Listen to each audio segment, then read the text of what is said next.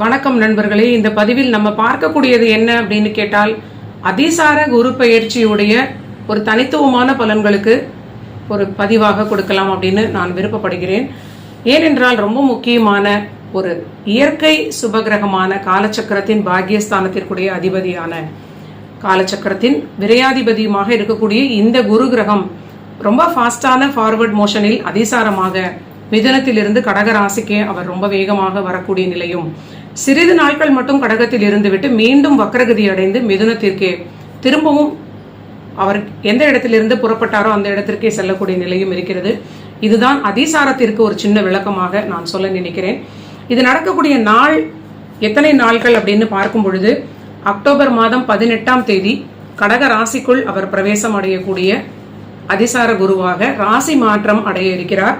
முதல் 25 நாட்கள் அவர் ஃபார்வர்டாக நேர்கதியில் கடகத்தில் ரொம்ப வேகமாக உச்ச வீடாக இருக்கக்கூடிய நிலையில் ரொம்ப பலமான உச்ச நிலையில் இருக்கக்கூடிய கிரகமாக இருப்பார்.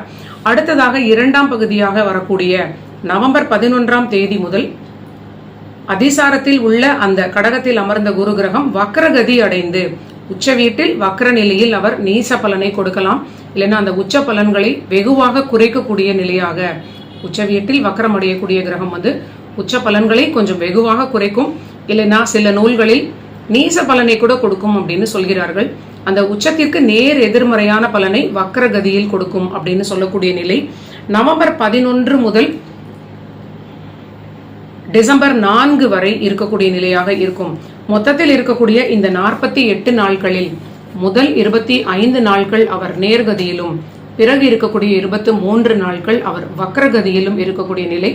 மீண்டும் டிசம்பர் மாதம் 4ஆம் தேதி மிதுனத்திலே சென்று அமரக்கூடிய நிலையாக இருக்கும். இந்த ஒரு நிலையில் என்ன பலன்கள் 12 ராசிகளுக்கும் இந்த குரு கிரகம் கொடுப்பார்? முக்கியமாக நான் சொல்ல நினைக்கக்கூடிய ஒரு விஷயம் எல்லோருக்கும் நன்மைகளை இந்த குரு கண்டிப்பாக கொடுக்க மாட்டார். ஸோ அதற்காக தற்காத்து கொள்ளக்கூடிய பதிவாக இதை ஒரு முன்னெச்சரிக்கை பதிவாக சொல்லலாம், தற்காப்பு பதிவாக கூட நீங்க எடுத்துக்கொள்ளலாம்.